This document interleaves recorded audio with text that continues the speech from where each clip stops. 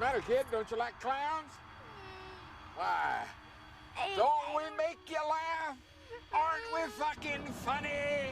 You best come up with an answer, because I'm going to come back here and check on you and your mama. If you ain't got a reason why you hate clowns, I'm going to kill your whole fucking family. All right, now get your fucking ass out the car. Come on. Yeah.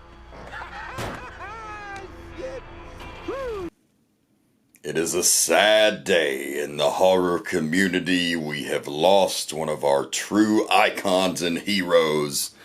The legendary Sid Haig has passed away. Hello, folks. I'm the Rev Dan Wilson, and just providing a video update for you here today. Making a resolution to do more video content here with One Good Scare. The podcast is great. We discover a lot of topics. We do a lot of in-depth research, but they're always on one particular film or one particular topic. And sometimes I have a few things that I want to get off my chest. So first and foremost, paying tribute to the man.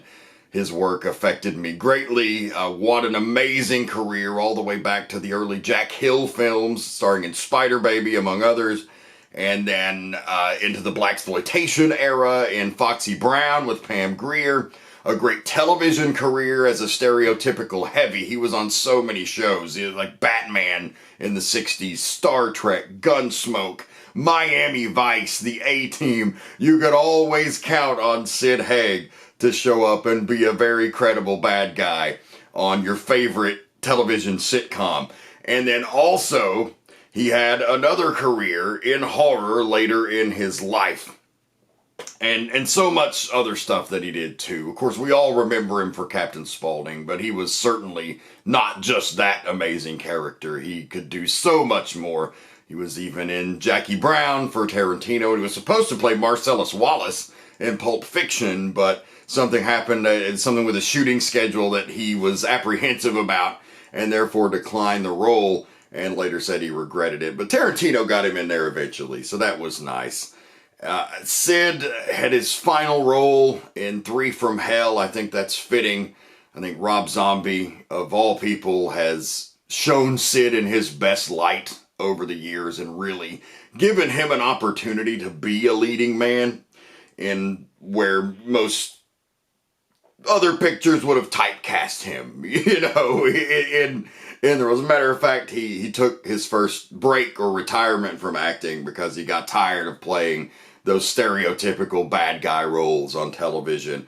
And so it was great to see him get that resurgence in his career late in life and just be truly appreciated to the very end. So nothing but the best to his friends, his fans, his family. Condolences to Bill Moseley. I know they're very tight, and Bill is just such a nice gentleman. I never got to meet Sid, unfortunately. Our paths were just never destined to cross. There were so many times where they almost did. Of course, the wrestling stable that I managed and was most well known for was called The Devil's Rejects, because I was a huge fan of that film, and I liken it to the Road Warriors. You know, there was a movie of that name. You had a wrestling gimmick that was kind of based on that, but still different enough to be its own thing. And that's what the Devil's Rejects were in wrestling. But even so, the people at Dragon Con Wrestling actually tried to hook it up a time or two to where Sid and even Bill Moseley would walk us to the ring to give us that synergy, and that excellent credibility would have been amazing, but it never worked out. The year that it was supposed to happen, they ended up in either canceling or weren't booked in the first place. I'm not sure what happened, but we were never able to work that out. And then when I hosted the Midnight Black Mass podcast back a few years ago, where it was, I would interview a lot of different celebrities. We interviewed Phil Anselmo from Pantera. We interviewed Hank Williams III. We interviewed some actors and actresses, authors, just all over the board. And I desperately tried to get Sid Haig on the show then. And we messaged back and forth, and he was so kind and polite and such a gentleman. But he really wanted to do the interview in person.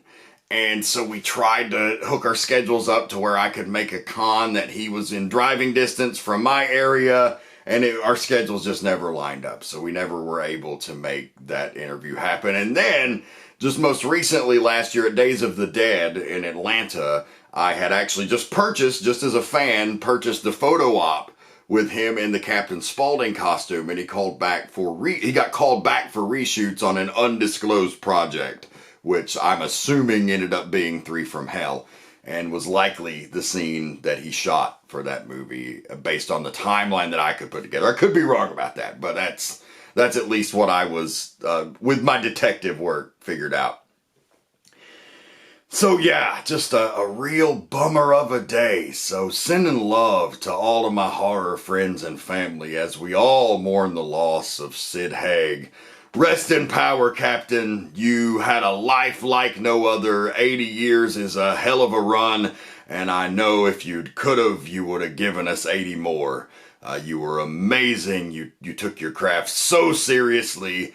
You really loved acting, you loved film, you were a fan, but you were also a true professional, the likes of which I don't even know are around anymore. They're just, business was done in different ways in those olden days. So, rest his soul, man. This is a rough one. This is very hard. But those are my thoughts on the passing of Sid Haig for now.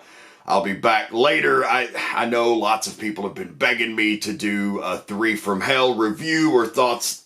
Let me drop a little bit of knowledge on that for just a second. I'm not a film critic. I'm a wannabe filmmaker.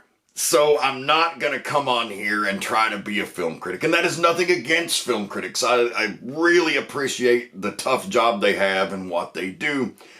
I'm just speaking from a place of love in most cases, and I'm just trying to learn myself. So any opinion I give, whether it be here on a podcast about a film, is basically me trying to learn from it, and that's all. I'm not a film critic.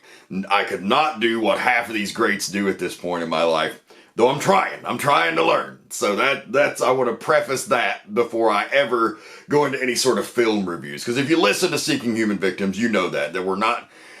we kind of are reviewing them, but to me it's more from an educational perspective and less from I really liked that, because really, who gives a fuck? Art hits us all in different ways, so enjoy it.